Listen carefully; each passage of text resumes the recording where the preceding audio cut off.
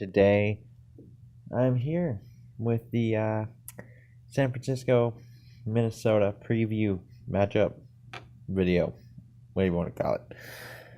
So I'm using last year's stats because I didn't want to use stats in the preseason. I wanted more substance to the video because you guys know I like to use numbers. So what the Niners did last year was they ranked 12th in total offense, averaging 349.2 yards a game, ninth in passing yards at 245.3. They were only 27th in quarterback rating at 78.8. I imagine that boosts up with a full year of Jimmy Garoppolo. And they were 21st in rushing yards at 103.9. But 14th in yards per carry is at 4.1. So, not necessarily the greatest running game, but it seems to be an effective running game. And 16th in third down conversions at 39%. Now, I also expect that to go up this year, third down conversions with Jimmy Garoppolo. And defensively, which is where they do most of their struggling, which is 24th in yards allowed, 351.6 yards a game, 25th in points per game at 23.9 last year, 22nd in passing yards at 235.2, 26th in sacks at 30, 22nd in rushing yards allowed at 116.3, but 6th in yards per carry allowed. And they were 30th in third down defense at 43% of it was allowed. So, injury report. Eric Magnuson. I butchered his name. I am sorry. But he's their backup center, and he's out due to a hamstring. Dakota Watson, he has a hamstring, and he was just recently put on IR tonight. So they're probably going to make a move after the game, I imagine, since it's tomorrow, unless they promote a practice squad guy. And the bigger one here is Malcolm Smith. He's doubtful. He's their starting Sam linebacker. And that's a bigger one if they're without him, because they're already without Reuben Foster. They're without Malcolm Smith. Fred Warner's had a nice preseason, but it's also a rookie in his first game. So it should be, their linebacking core is a little thin right now. And they also have Gary Gilliam, who's expected to play. He has a concussion. He's a right tackle. And Jimmy Ward, also expected to play, has a quad injury. Now on to the Vikings. They were 11th in total offense last year at 356.9. With Pat Shurmur, this might change for either better or worse. It's DeFilippo and Cousins now. But they were also 11th in passing yards at 234.6 and 4th in quarterback rating last year at 99.1. Once again, we'll have to see how that whole DeFilippo Cousins mesh thing works. And they were 7th in rushing yards last year at 122.3 yards a game. But only 22nd in yards per carry at 3.9. They kind of had that just because they ran more than most people would. They were 3rd in third down conversions, though, on offense last year at 44%.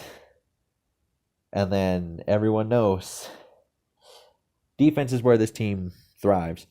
And they were 1st in yards allowed at 275.9, 1st in points per game last year at 15.8, 2nd in passing yards allowed at 192.4, 17th in sacks last year with 37 of them. Now, I imagine Sheldon Richardson and possibly they keep throwing out that they might be using Barr more blitz happy-ish, so I expect that number to go a little up this year. And they were 2nd in rushing yards allowed at 83.6, 5th in yards per carry at 3.7, and they were a league best 25% on third down defense.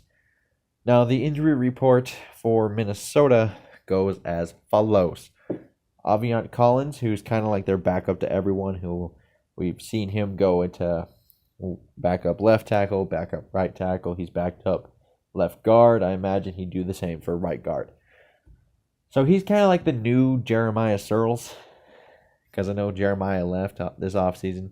It appears Aviant Collins is the new one. And Pat Elflein, that was the expected out. And he has the ankle shoulder surgery he's still recovering from. Rock Thomas, he's out. Not that big of a blow at all. Because you still have 3 other backs, because we kept 4 this year. And you have Mackenzie Alexander, who's dealing with an ankle injury. He's doubtful.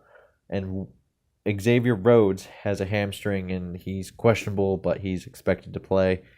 And the Mackenzie Alexander one is a little bit more devastating, as it throws Mike Hughes into the game, and we'll find out if that was worth the 30th overall draft pick instead of a Will Hernandez or, trading back, getting a Connor Williams. So we'll find out pretty early if we have signs that was a good call. And now we get to the actual note part of this. Now, that defensive line they have is very, very talented. You're talking about 3 first-round defenders in Buckner, Solomon Thomas, and Eric Armstead. And they switched from a 3-4 to a 4-3, so it's a lot easier to get them all on the field at the same time now. And that could be a problem, especially Buckner. Buckner is very good. Not many people talk about Buckner, but he is a disruptive force. And our one little problem is the offensive line. That appears to be the common theme on just coming back to bite us every year, it seems now. And going up against a line like this doesn't help. And I do think we will likely need to pass to open up the run game because of this line, which is kind of the opposite of what you would want to do here.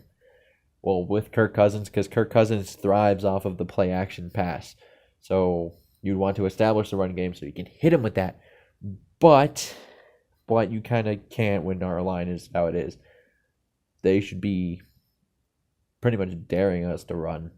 And it'll be interesting to see, because I think you also do need to kind of establish an effective run game at the same time. And I'm thinking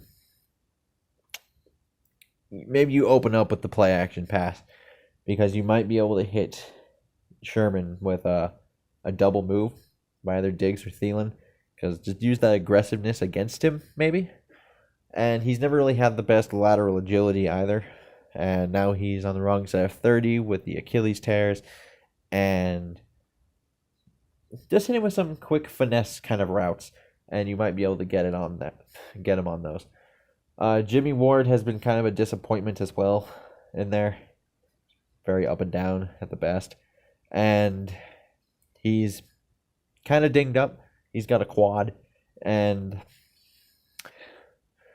I think if we're going to attack this team, it's more so you attack the through the air, because you have corners that are dinged up a little bit in Jimmy Ward and Sherman coming off of one. You have a weakened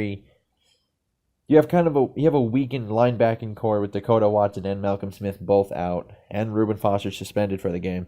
So you might be able to get some more stuff over the middle as well. So if there was ever a game for Treadwell to come alive, this might be it. And I'm going to go to the prediction part of this. I'm going to say Minnesota takes it 24-14.